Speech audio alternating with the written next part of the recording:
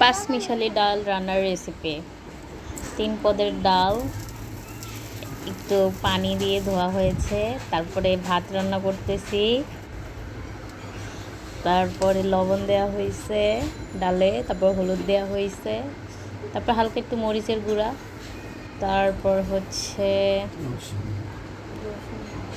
একটু রসুন দিয়েছে, একটু পেঁয়াজ। এই ডালটা অনেক ভালো, খেতে মজা হয়। তারপর হচ্ছে একটু বলক আসবে, তারপর হচ্ছে কতক্ষণ পরে 5 মিনিট পরে হচ্ছে কাঁচামরিচ দেওয়া হবে। কাঁচামরিচ দিয়ে নাকি? আমার আম্মুর হাতের রান্না অনেক মজা হয়। এই তো আম্মা শিখে গেছে। আপনারা সবাই আমাদের সাপোর্ট করেন যেন আমরা দুইজন মায় মেয়ে একটু আগাইতে পারি জীবনে। এখন ভাগাত দেওয়া হচ্ছে পেঁয়াজ রসুন দিয়ে।